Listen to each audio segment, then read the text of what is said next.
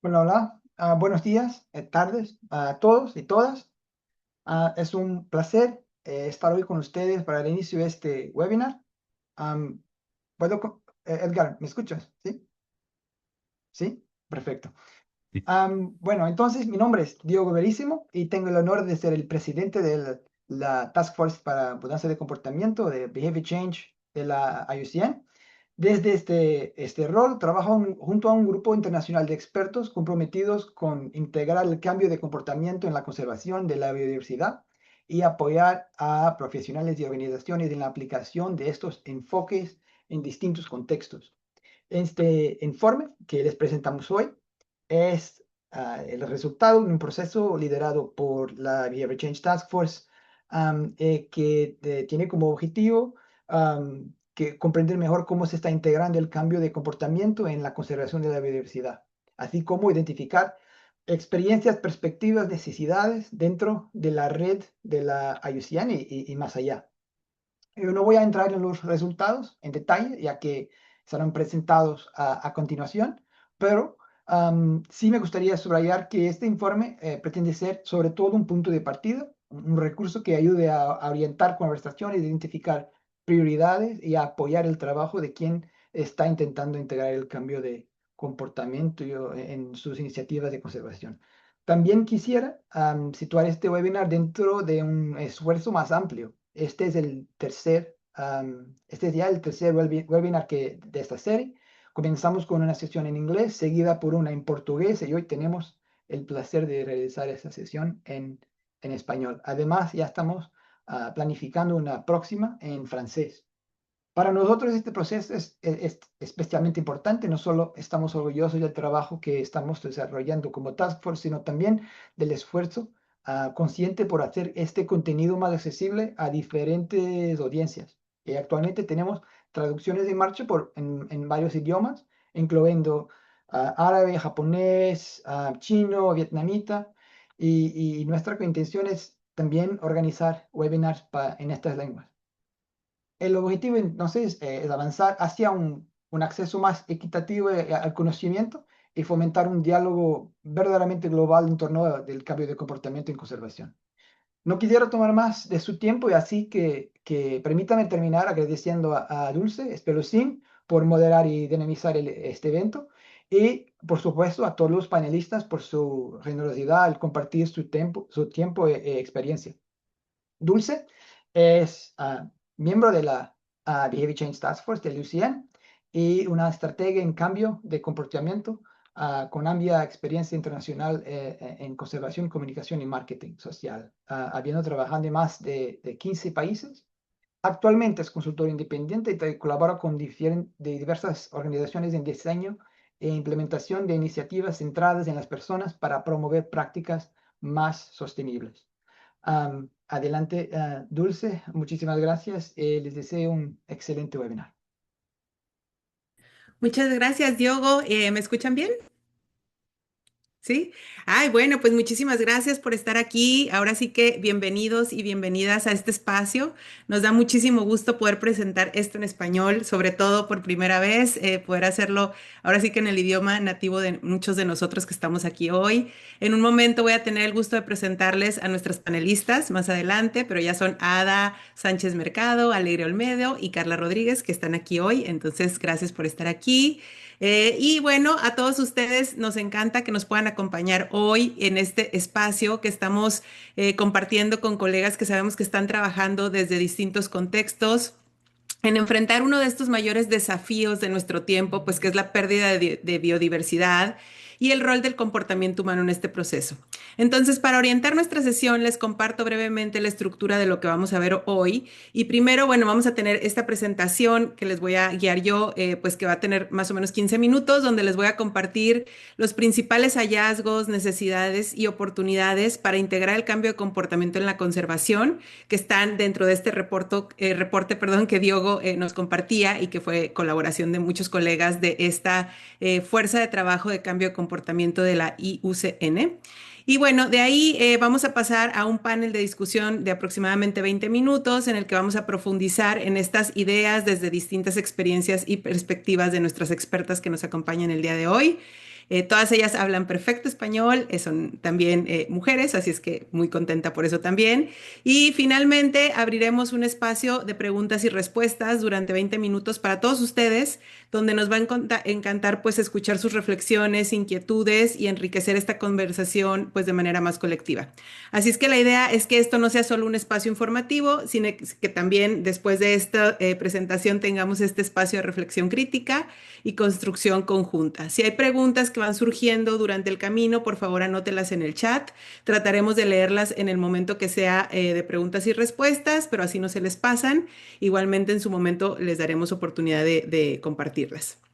Entonces, con esto, pues bienvenidos nuevamente y bienvenidas.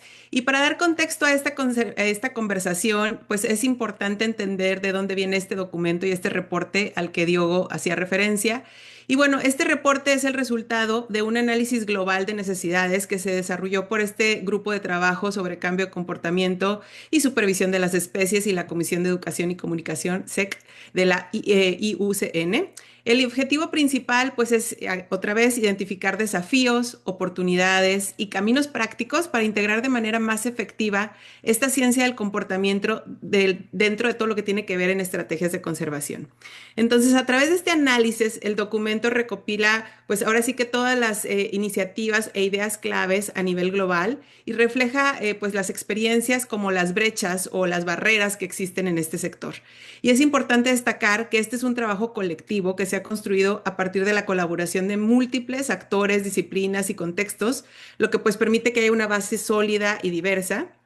Y este documento ya está disponible en inglés y ahora en español. Y sé que Edgar, que está aquí acompañándonos también y es parte de la comisión, gracias Edgar, va a compartir en algún momento en el chat la liga para que puedan acceder ustedes en la versión español.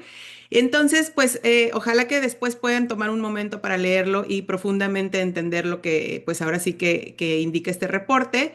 Pero bueno, hay que reconocer que el tema, pues, es el rol del ser humano como un pues, factor de cambio o no de comportamiento dentro de la conservación. Entonces, cuando hablamos de conservación, en realidad estamos hablando de cambiar formas de actuar, de pensar y de percibir, de cómo tomamos las decisiones, cómo interactuamos con la naturaleza y cómo se configuran nuestras prácticas cotidianas. Por eso, este documento no solo presenta información, sino que propone pues esta forma distinta de abordar la conservación, poniendo el comportamiento humano en el centro de la solución. Bueno, pues ustedes saben que quienes estamos aquí, yo sé que muchos ya ustedes en mayor o menor medida reconocen y quieren profundizar pues en este rol central del ser humano en la conservación. Y si observamos las principales amenazas a la biodiversidad, especies en peligro, hábitats degradados, prácticas no sostenibles y otras, vemos pues un patrón claro, que los resultados son obviamente del comportamiento humano.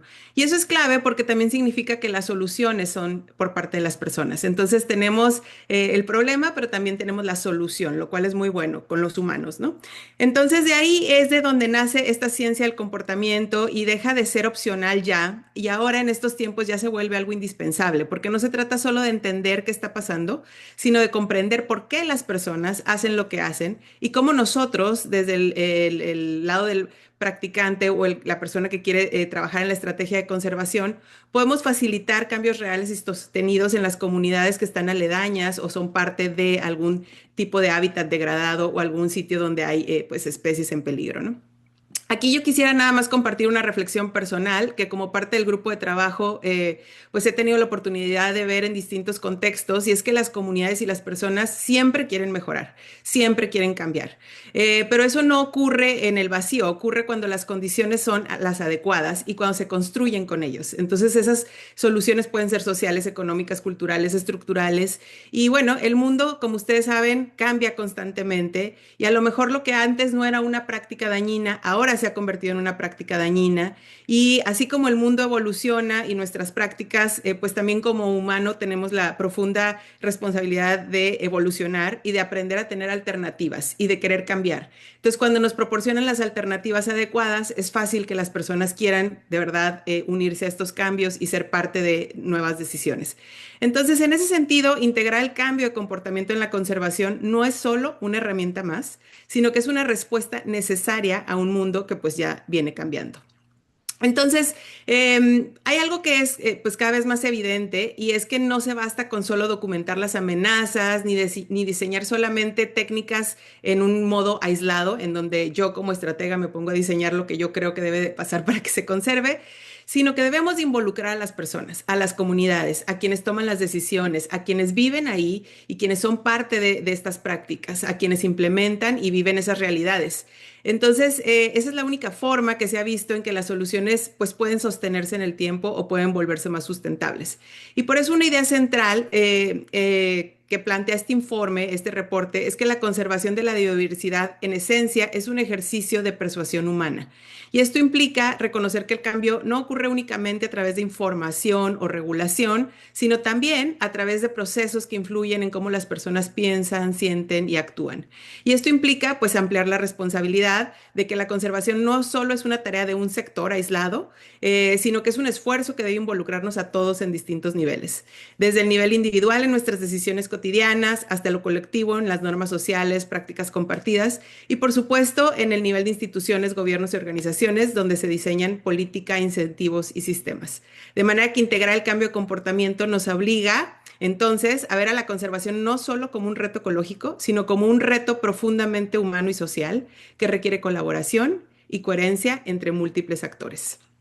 Este reporte pues viene y es el resultado de un proceso de consulta que Diego y muchos colegas de la Fuerza de Trabajo hicieron, en donde ellos recopilaron información a través de encuestas y aportes de participantes, varios de ellos, muchos de parte de estas organizaciones que mencionamos antes, pero también de informantes claves, de personas expertas en este sector y otros. Entonces, la pregunta central que guió este análisis y de donde surgen las respuestas es: ¿cuáles son los principales factores que están limitando la adopción más amplia y sistemática de la ciencia del comportamiento en la práctica de la conservación?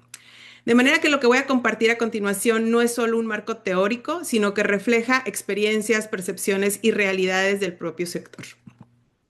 Y desde ahí el informe pues identifica algo muy claro, que si bien ya reconocemos la importancia del comportamiento humano en la conservación, pues aún existe una brecha significativa entre ese reconocimiento y su aplicación sistemática. Una cosa es pensarlo y saberlo, otra es aplicarlo. Y esto es lo que realmente reconoce el reporte. Es decir, sabemos que el comportamiento importa, pero todavía no lo estamos integrando de manera consistente o estratégica. Entonces, pues para profundizar un poco en estos resultados del análisis, hay tres grandes brechas que emergen con pues mucha consistencia, ¿no? Y primero es que hay estas deficiencias en el conocimiento. Y es decir, que aunque existe una familiaridad general con el término de cambio de comportamiento, ahora ya es más reconocido este término, antes no era reconocido, ahora ya es un poco más reconocido, hay una brecha todavía importante entre que se reconozca y en la capacidad real para que las intervenciones sean efectivas diseñándolas con el cambio de comportamiento integrado, con las ciencias del cambio de comportamiento como parte pues de estas intervenciones. Y en muchos casos este conocimiento se adquiere de manera informal, como aprendiendo haciendo las cosas, que eso somos, ahora sí que hemos tenido que aprender a hacer quienes nos dedicamos a cambio de comportamiento porque es algo, digamos que relativamente nuevo. Y pues ahora sí que esto no lleva una formación estructurada aún. Y pues esto nos lleva a un desafío crítico que es la confusión entre la sensibilización, el proveer información y lo que realmente es el cambio de comportamiento. Entonces, muchas iniciativas creen que están promoviendo cambio de comportamiento y lo ponen en informes y hasta en propuestas, pero cuando en realidad se están enfocando únicamente a acciones de comunicación o de información o de concientización. Es decir, no hay ni se miden cambios reales en la conducta. Entonces, esto también refleja una limitación estructural y equipos mayoritariamente formados por ciencias de la biología y de otros tipos que tienen acceso limitado a la expertise de lo que son las ciencias del cambio de comportamiento. Entonces, esa es una brecha importante que, bueno, tendremos la tarea de empezar a pensar en conjunto cómo empezar a abordarla, ¿no? Después de esto viene la segunda, que es el financiamiento, que está un poco, pues, desalineado. Es decir, existe financiamiento, pero los ciclos suelen ser cortos, mientras que sabemos que el cambio de comportamiento requiere procesos largos, iterativos y adaptativos, porque obviamente ustedes saben que el cambio de comportamiento no es algo que sucede en un mes o en un año, sino que requiere tiempo. Entonces necesitamos entender y poder trabajar con financiamientos que dispongan y puedan ser dispuestos a la cantidad de tiempo que necesita el cambio de comportamiento. Esta desalinización genera presión para mostrar resultados rápidos y a veces eso es lo que nos piden también los donantes, ¿no? Entonces, esto muchas veces favorece que las intervenciones sean muy superficiales en lugar de que sean cambios sostenidos o sostenibles en el tiempo. Y bueno, en tercero está lo que conocemos como los aislamientos temáticos o silos en inglés, que es que persisten formas de trabajo fragmentadas donde sectores y disciplinas operan de manera aislada. Por ejemplo, pues ustedes saben que hay un gobierno trabajando solo en un tema, pero no involucran a las comunidades, no involucran a las ONGs o viceversa, la comunidad sola queriendo trabajar, pero no involucra al gobierno. Entonces, tenemos que entender que esto limita la colaboración interdisciplinaria, que es justamente lo que necesitamos abordar en el comportamiento humano de manera integral, el sí trabajar de manera interdisciplinaria, porque en algunos casos también hay resistencia institucional al cambio, lo que dificulta adoptar nuevos enfoques o integrar otras disciplinas en la práctica de la conservación. Entonces, en conjunto, estas brechas nos muestran que el desafío no es solo técnico, sino también estructural, dinámico, sistémico. Es mucho más grande de solamente pensar en la parte técnica. Y bueno, pues ahora sí que después de identificar estas brechas en el reporte, este análisis también recoge algo muy valioso, que es que, pues, que se necesita que los actores del sector puedan hacer para avanzar en la adopción de este cambio de comportamiento. Y bueno, a partir de las respuestas de los participantes emergen 4 pilares clave. Primero es que los centros de conocimiento y recursos, es decir, las comunidades que haya en práctica o que existan, pueden tener esta necesidad de contar pues con guías, herramientas prácticas y mercados y marcos aplicados, pero de que de verdad sean pues de una manera que puedan difundir el conocimiento y hacer que otros puedan adoptar este conocimiento, metodologías, técnicas y que permitan aterrizar la ciencia del comportamiento en el día a día de la conservación, de la implementación, de la aplicabilidad. Entonces, no es solo acceso a la información, sino que haya recursos accionables que orienten el diseño de estas intervenciones a todos los practicantes que allá afuera quieren trabajar con este método de la ciencia del comportamiento. Después de eso queremos también, bueno, el reporte habla del desarrollo de capacidades, pues que menciona que se requiere fortalecer habilidades dentro de este sector a través de formación estructurada, aprendizaje continuo y espacios de intercambio que respondan directamente a esa brecha que veníamos platicando antes, que es de pasar solo del aprendizaje informal, del hacer, aprender haciendo, sino a una capacidad técnica más sólida y sistemática, donde hayan más talleres, más capacitación y que estos surjan y puedan ser accesibles en diferentes lenguajes también. Y bueno, el tercero, pues es el financiamiento adecuado, en donde los participantes destacaron en este reporte la necesidad de modelos de financiamiento que estén alineados con los tiempos del cambio de comportamiento y que impliquen tiempos reales para lo que requiere un cambio de comportamiento real en una comunidad o en un momento en donde queremos trabajar con cierta audiencia. Entonces, esto implica procesos más largos, iterativos y con espacios para probar, adaptar, aprender, en lugar de ciclos cortos orientados únicamente a resultados inmediatos. Entonces, como ven, el cuarto tiene que ver con esta cooperación interdisciplinaria que pues obviamente habla de integrar esta necesidad de integrar a todo el expertise de las ciencias sociales y el comportamiento de manera más articulada con otras disciplinas. Entonces, no solo mejora el diseño de intervenciones, sino que permite abordar el comportamiento humano de una perspectiva más completa y bueno, que permita unir todas las ideas y todas las organizaciones que se necesiten cuando se requiere el cambio de comportamiento. Entonces, en conjunto, estos 4 pilares no solo responden a esas brechas, sino que trazan una ruta bastante concreta de hacia dónde necesita evolucionar el sector del cambio del comportamiento. Y bueno, finalmente el reporte no solo se queda en ese diagnóstico, sino que avanza hacia algo fundamental, que es pues qué hacer al respecto, qué recomendaciones existen. Y entonces este reporte incluye una sección de recomendaciones que presenta un conjunto amplio de acciones concretas y aplicables que ustedes pueden entender y leer en ese reporte, en donde hay ejemplos claros de pasos que distintos actores pueden tomar para promover la adopción de las ciencias del comportamiento en la conservación. Y bueno, algo importante es que estas recomendaciones no serían solo genéricas, sino que están diseñadas para distintos públicos clave dentro del sector. Por ejemplo, profesionales de la conservación, academia, personas de etapas que están algo temprano en su carrera, financiadores, etcétera. Y esto permite que las acciones en su momento, cuando sean entendidas correctamente, puedan ser relevantes y aplicables en los roles de cada sector. Y bueno, estas recomendaciones tienen una base sólida, pues que otra vez fueron construidas directamente a partir de la necesidad y barreras que se identificaron por los participantes que ayudaron a hacer la información de este reporte. Y es decir, pues que responde a este enfoque de hacia abajo hacia arriba, de abajo hacia arriba, reflejando las realidades del sector y no únicamente la parte teórica.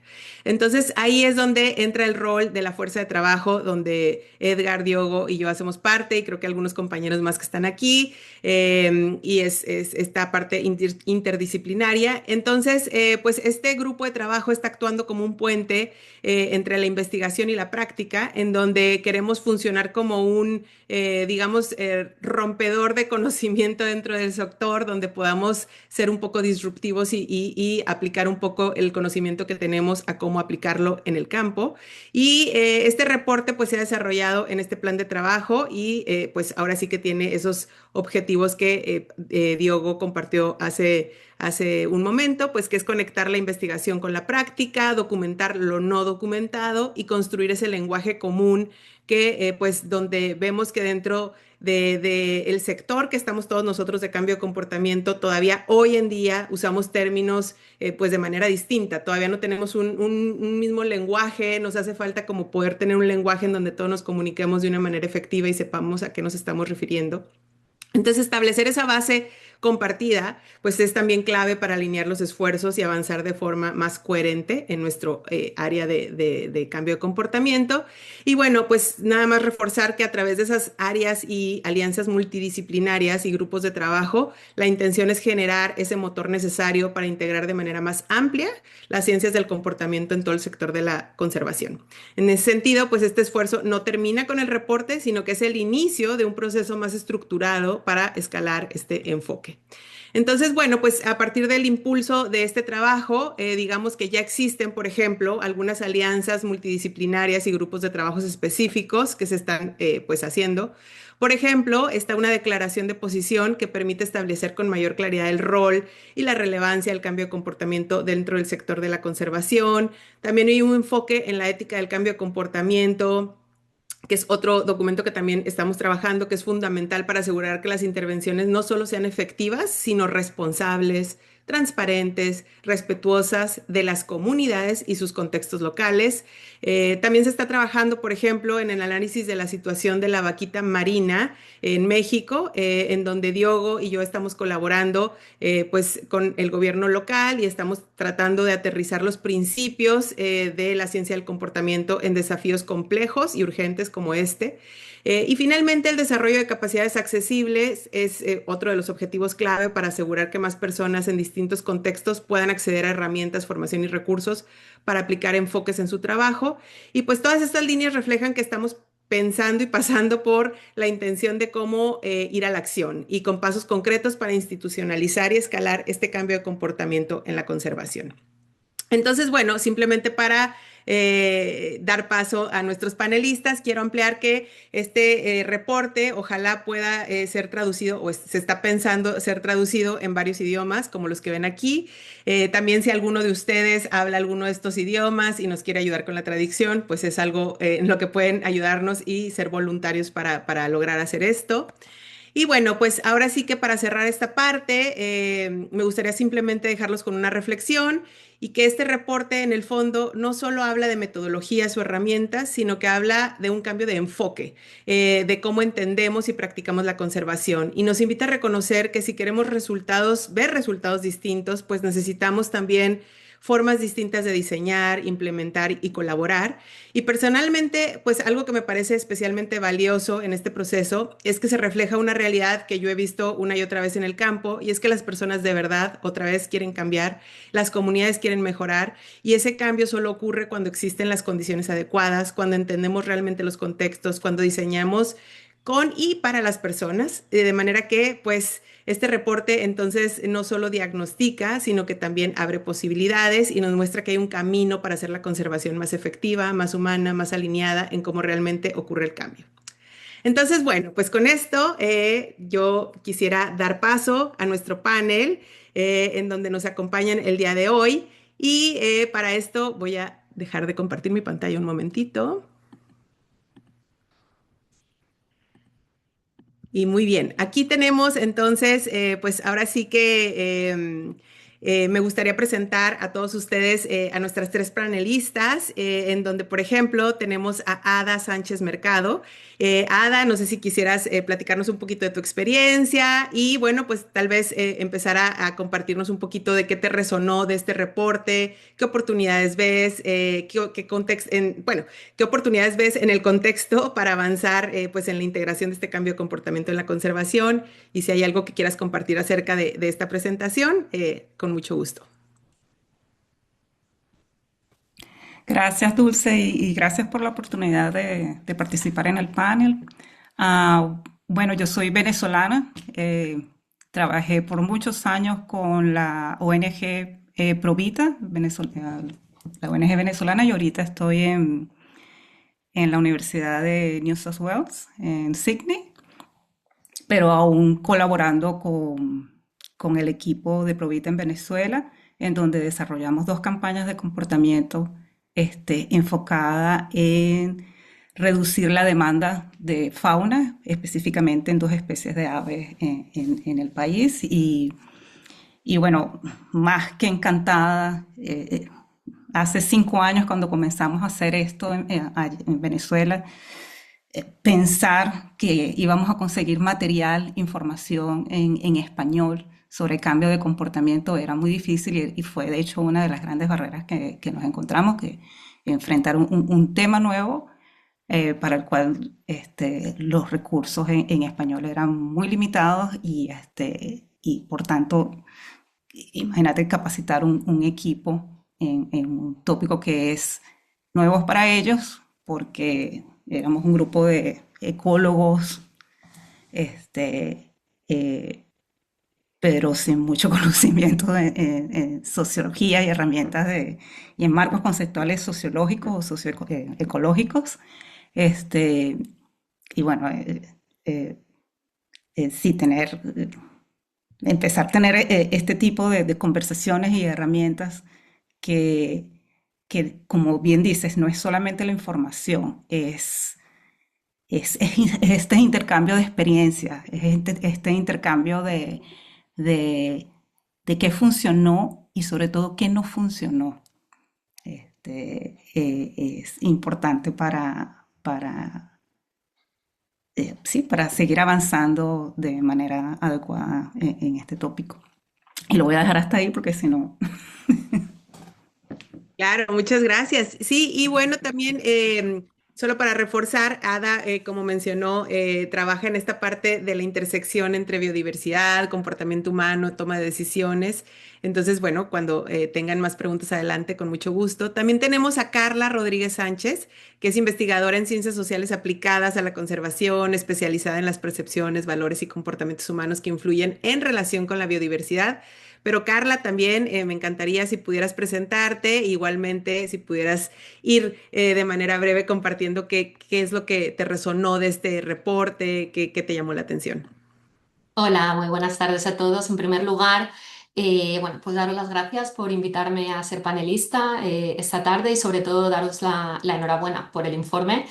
Disfruté muchísimo leyéndolo. Ahora cuando me presente un poco, pues os contaré cuál es mi background, pero os adelanto que es tema de marketing social y lo he visto a lo largo de todo el informe y bueno, y ha sido un placer poder leerlo. Bueno, como ha indicado Dulce, bueno, yo soy profesora titular de marketing en la Universidad de Alicante y mi investigación se centra principalmente en el marketing social, en el cambio de comportamiento, la psicología ambiental y especialmente en las ciencias del comportamiento bueno, para intentar influir, ¿no? Y conseguir cambios de comportamiento más sostenibles, tanto desde el punto de vista, por ejemplo, pues en hogares, he trabajado principalmente en los recursos naturales como es el agua y la energía, pero también en turismo, turismo sostenible. Entonces, bueno, también formo parte de la junta directiva de la European Social Marketing Association y de la internacional, y también soy editora bueno, formo parte del BOAR, ¿no? De edición de varias revistas de marketing social, como es el Journal Social Marketing y la International Review on Public and Non-Profit Marketing. Bueno, de lo que he estado leyendo en el informe, la verdad es que me han resonado muchísimas cosas, cosas en las que yo misma, ¿no? Me he sentido muy identificada cuando he estado trabajando en campañas y en programas de marketing social para conseguir cambio de comportamiento. Y una de las cosas que más se recalca en el informe, que estoy totalmente de acuerdo, ¿no? Es un poco ese gap que también lo encontramos desde el punto de vista de comportamiento del consumidor, de conocimiento y acción o comportamiento, que no porque la gente conozca más, ¿no? O esté más concienciada significa que realmente van a cambiar su comportamiento o que van a actuar de una forma concreta. Y eso, la verdad, lo he visto en varias partes del informe y me parece que resuena mucho con lo que yo también he ido encontrando en mis investigaciones. Por otra parte, también muy interesante lo que se plantea y que estoy totalmente de acuerdo, ¿no? Que es con esa necesidad de formación formal. A los profesionales, ¿no? Les puede sonar que es el cambio de comportamiento, o incluso te podrían indicar, que a mí eso también me ha pasado cuando he trabajado con algunas ONGs o con fundaciones, de que es el cambio de comportamiento, sí, la comunicación y demás, ¿no? Pero realmente no hay detrás un framework sistemático de qué acciones, ¿no? Desde la detección o el análisis del comportamiento concreto a cambiar a lo que es la evaluación final del cambio de comportamiento, con todos los pasos que habría que pasar, ¿no? Y en esto, pues también cosas que se comentan en el informe muy interesantes, el tema de segmentar a los públicos, bueno, pues sí que es verdad, no, tampoco quiero entrar muy en detalle, pero tengo que decir que me ha resonado desde el ámbito y la práctica mía del marketing social un montón de cosas. Muy bien, muchas gracias, Carla.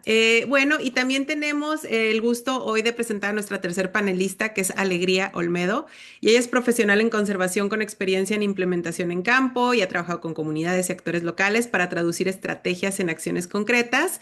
Igualmente, Alegría, pues muchas gracias por estar aquí y también si nos pudieras compartir más de tu experiencia y qué fue lo que te resonó más o te pareció más interesante de este reporte. Muchas gracias, Dulce, y gracias también, Diego, por la invitación. Es un gusto estar aquí, un saludo con todos. Sí, yo soy de Ecuador, pero actualmente estoy trabajando para Fauna y Flora en el Reino Unido. Yo he estado trabajando en el área del comercio de la vida silvestre, sobre todo para abarcar el comercio o el tráfico ilegal o insostenible de la vida silvestre, por ya más de una década, y donde he aplicado herramientas y la ciencia del comportamiento para entender sobre todo las motivaciones que están detrás del uso, del consumo y sobre todo de la caza ilegal de especies, y me he enfocado más en el sudeste asiático y más recientemente en África occidental y oriental. Pero más ampliamente también me estoy enfocando en integrar el uso del cambio de comportamiento y el diseño adecuado de proyectos que se enfoquen en cambiar el comportamiento en fauna y flora, eh, para abarcar sobre todo el tráfico insostenible de las especies. Pero también como Carla, no tengo solo una cosa que me ha resonado del reporte, sino varias cosas. Eh, una de las cosas que desde el principio cuando leí dije, sí, es que en reporte se refiere a que el cambio de comportamiento debe ser como un enfoque generalizado de la conservación. Y eso es empezando por ahí, eso es completamente cierto. Yo he visto mucho en mi experiencia trabajando con ONG, sobre todo que a veces todo está como, o sea, puede estar proyectos de cambio de comportamiento muy aislados. Entonces está, como por ejemplo, un proyecto, un set de actividades por aquí, pero no hay ese entendimiento de que las herramientas para lograr el cambio de comportamiento, para entender la conducta humana, debe estar en verdad integrado a lo largo de los programas de conservación, no solo de proyectos, pero sino también de equipos o de áreas en las que se trabaja. O sea, por ejemplo, en los equipos o en las áreas de que están influyendo las regulaciones o las políticas internacionales, en los equipos que están trabajando, por supuesto, en trabajos de campo con comunidades, así sea el enfoque marino, terrestre, etcétera, pero también en los equipos que están por ejemplo, recaudando fondos o tratando o trabajando con diferentes industrias para hacer, lograr un financiamiento más sostenible. En todas estas áreas se pueden utilizar estas herramientas y las ciencias del cambio de comportamiento. Y, y sí, en eso estamos todavía un poco quedados, así que también el valor del reporte en ponernos así ya en claro todos los desafíos, todas las barreras que hay, por qué está tan limitado, o sea, esta integración y adopción del cambio de comportamiento en nuestra área sí es fundamental, es súper, súper útil. Muy bien, pues muchas gracias, Alegría. Y a todos, pues en este momento, si quisieran ir añadiendo alguna de sus preguntas en el chat, iremos pues con mucho gusto viendo quién de nuestras panelistas nos ayuda a contestar algunas de sus dudas o comentarios que quieran poner en general. Pero mientras sucede eso, Ada, pues ahora sí que desde tu experiencia en esta intersección de la ciencia y la toma de decisiones, pues ¿dónde crees tú que haya como esta mayor brecha entre el conocimiento y que tenemos ya sobre el comportamiento humano y su aplicación real en estrategias de conservación?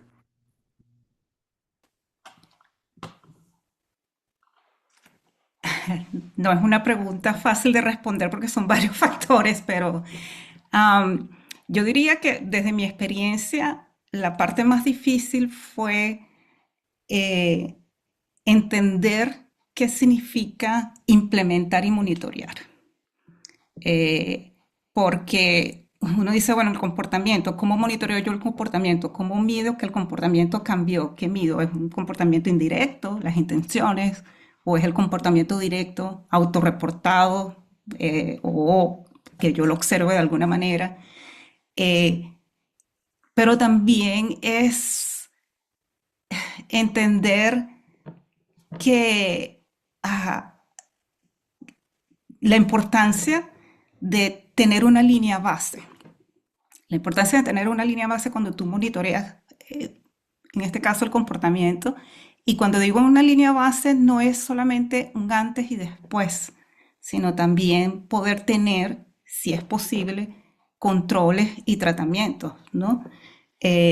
Lo cual es bastante difícil porque estamos hablando de comunidades, ¿no? Y sí, comunidades, pero es posible, pero por lo menos hacer el antes y después. Y lo otro, también es en esa brecha de la teoría y la práctica, y relacionado con el monitoreo, es entender qué indicadores estoy utilizando para ver el cambio. Entonces, por ejemplo, un caso particular en nuestra campaña de cambio de comportamiento Cielo Verde, que estaba enfocada en reducir la demanda de cotorras, de citácidos, en una comunidad en Venezuela, en Macanao. Nosotros comenzamos en el 2017 haciendo un estudio de línea base. Y uno de los indicadores que tomamos fue el número de cotorras que la gente tenía en su casa, o la prevalencia de cotorras cautivas en casas. Cuando nosotros comenzamos la campaña de comportamiento en el 2022, perdón, en el 2017, cuando nosotros hicimos esa primera línea base, la prevalencia de tenencia de cotorras en las casas era un 30%. Cuando comenzamos la campaña de cambio de comportamiento, esa prevalencia bajó a un 10%, sin nosotros hacer ninguna intervención. Y ahí vengo lo importante de tener la línea base antes de comenzar la campaña. Si nosotros no hubiéramos hecho esa evaluación antes de comenzar la campaña y no hubiéramos quedado con la medida del 2017, erróneamente hubiéramos atribuido un efecto de la campaña mucho más amplio, mucho más grande del que realmente tuvo. Y sí lo tuvo. O sea, sí hubo una disminución en la tenencia, pero muy leve, ¿ok? A efecto de la campaña. Y tiene sentido porque ya era suficientemente bajo. Sin embargo, si nosotros nada más no hubiéramos quedado con ese único indicador, que era la tenencia de cotorras en casa, no hubiéramos podido ver el cambio en comportamiento. Entonces, ¿qué es lo que hicimos? Nosotros medimos también intenciones en demanda, O sea, cuál era la intención de las personas en tener la demanda antes y después. Y en ese indicador sí observamos un cambio significativo de prevalencia dentro de la población que estábamos interviniendo. Entonces, el- el- esta experiencia lo que nos mostró es la importancia de tener diferentes indicadores y tener indicadores antes y después para poder ver el efecto real o bueno, no el efecto real, pero para poder cuantificar de alguna manera el efecto que está teniendo esta intervención. Y yo creo que eso es de la teoría a la práctica de hacerlo, es un vacío muy grande y bueno, y eso es también uno de los elementos que me resonó bastante en el informe, era esa parte en donde resalta la importancia del monitoreo para evaluar la efectividad y también para que las personas dentro de la comunidad de conservación sea valorado el cambio de comportamiento como una herramienta efectiva, porque si no puedes medir qué es efectivo, entonces las personas no lo valoran realmente. No, pues súper, súper informativo y interesante y sí, totalmente necesario el monitorear nuestro impacto en la conservación, pero en lo social también y saber cómo hacerlo. Esa ilustración que nos diste, pues muy, muy buena, Ada. Pues muchísimas gracias por eso. De ahí, pues miren, tengo una pregunta aquí que me gustaría ver si Carla o Alegría pudieran tomar y si no, también yo tengo otra pregunta que es para Carla y Alegría. Pero bueno, aquí nos preguntan qué metodologías o herramientas han aplicado para realizar líneas base de comportamiento. Normalmente utilizamos percepciones o reportes de individuos, por ejemplo, a través de una encuesta, pero eso no necesariamente reporta la realidad. Es decir, qué metodología se podría utilizar dentro de una ONG que sea robusta, pero no excesivamente costosa. Bueno, y supongo que también nada, no sé quién quiera contestar.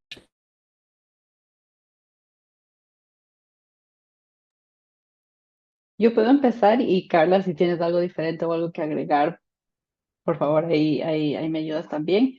Eh, bueno, algún otro tipo este, algo que no puede, o sea, depende también de los partners con los que se esté trabajando en ese contexto, pero se puede buscar cómo triangular los resultados de las encuestas para que no solo se esté uno enfocando y dependiendo de, como dijo Ada, que una persona o que la gente que se le está entrevistando, que ellos mismos den su propio punto de vista, porque claro, puede haber muchas, o sea, por cualquier razón no te pueden decir tal es la verdad, o si la gente no sé, si estás preguntando algo que ha pasado en el último mes, en los últimos 6 meses, en el último año, tal vez puede ser que la gente no se acuerde exactamente, entonces los resultados no son súper precisos, entonces tratar de triangular los resultados de las encuestas, como, o sea, por ejemplo, si no se está hablando de algo ilegal y se puede ir, digamos, al mercado, donde la gente que está no sé, digamos, vendiendo un producto, si se está enfocando en la compra o en la conducta de consumo. Y de esa manera se puede ver también cuántos productos se están vendiendo, qué está disponible en ese mercado y ver eso un poco cómo va cambiando, ¿no? Entonces puede ser como parte de la línea base, pero también cómo se va monitoreando y al final también para comparar la evaluación. Ese es un método que yo sí conozco que se ha usado, que tal vez también estamos tratando de integrar en los proyectos de ahorita de fauna y flora. Gracias, Alegría. Y bueno, también veo la mano de Valentina y después de Ignacio, entonces a lo mejor Carla nos puede después ayudar a contestar. Valentina, adelante.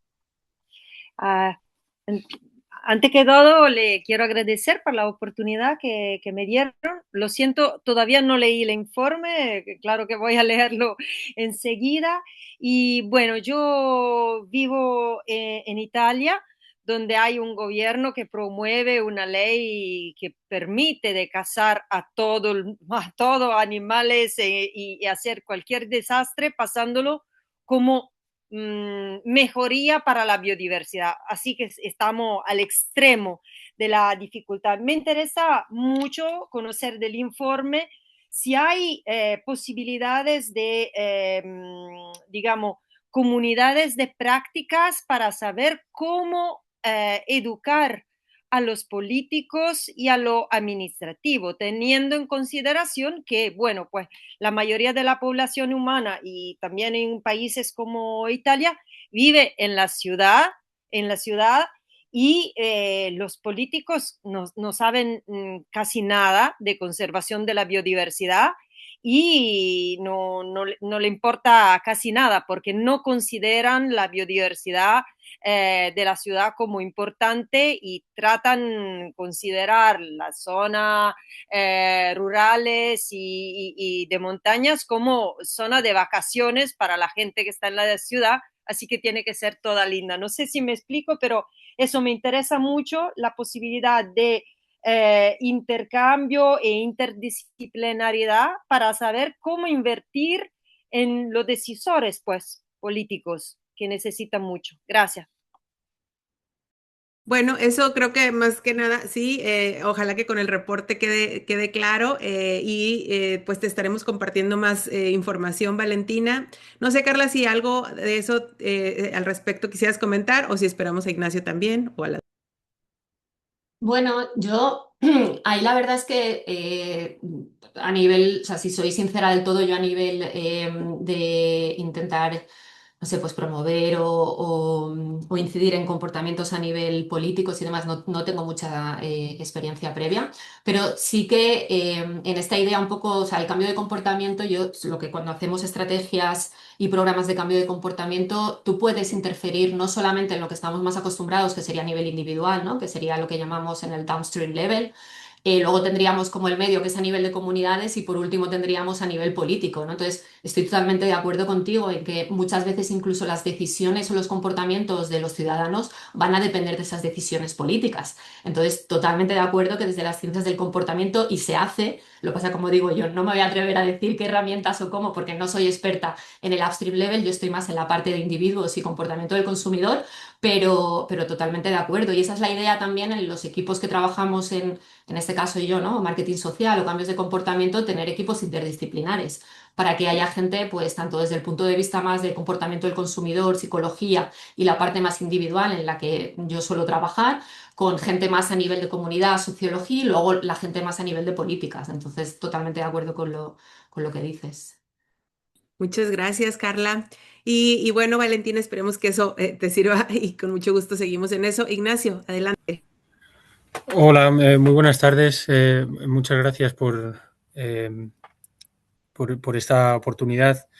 De nuevo, Valentina, yo todavía también tengo que leerme el reporte, pero se ve muy interesante. Pues yo trabajo con el programa de Naciones Unidas para el Medio Ambiente y recientemente comencé a coordinar estamos poniendo en marcha una comunidad de práctica en ciencia del comportamiento en el PENUMA.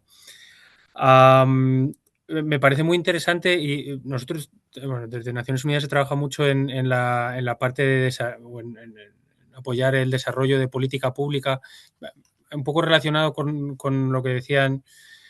Me sería interesante conocer un poco experiencia o cómo recomiendan el poder introducir más el uso de la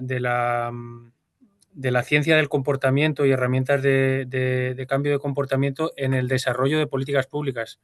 Sentimos que hay un vacío ahí todavía, falta mucho.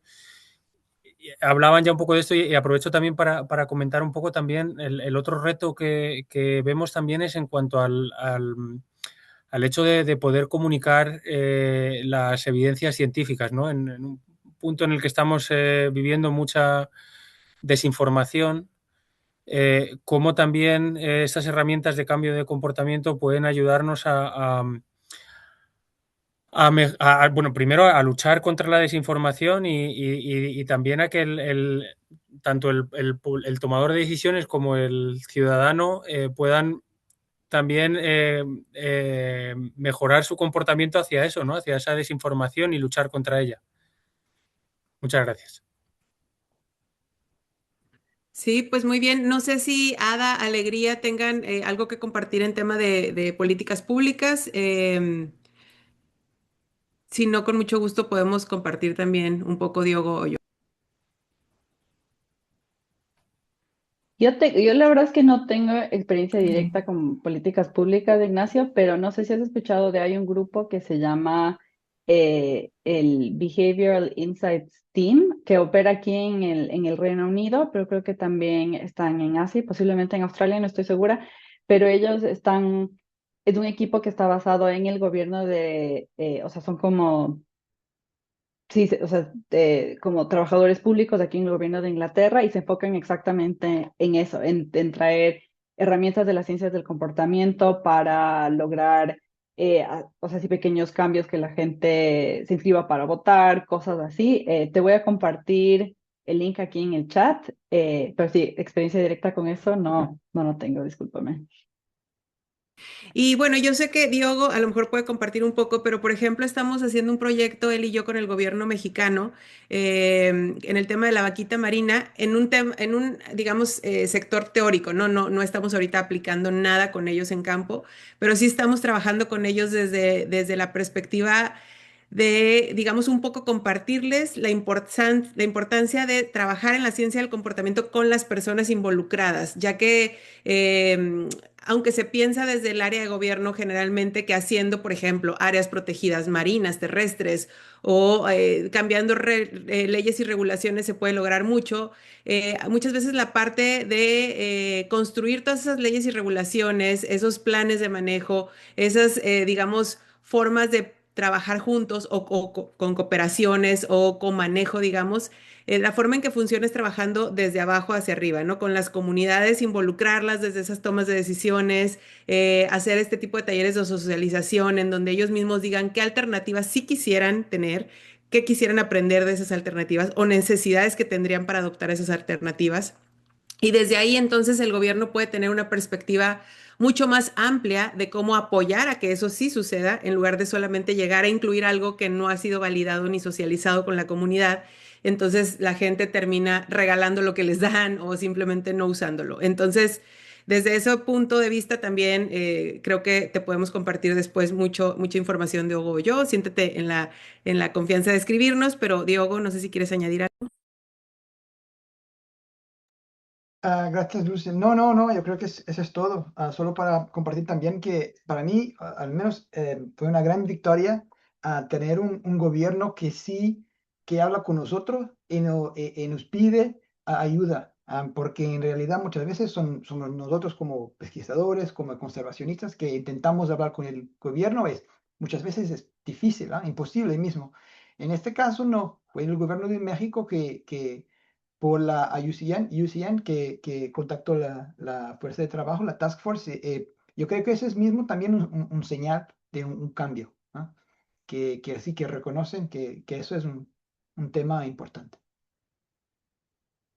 Muchas gracias, Diogo. Y bueno, pues ahora sí que tenemos 3 minutos para finalizar este webinar. Para eso, antes que nada, quiero dejar 1 minuto para Ada, otro para Alegría y otro para Carla para darnos sus reflexiones finales y compartir algún dato que quieran en el chat. Adelante, Ada. Bueno, no, simplemente felicitarlos por este inicio, por este comienzo. Y yo creo que se avecinan muchas cosas buenas. Más que emocionada con,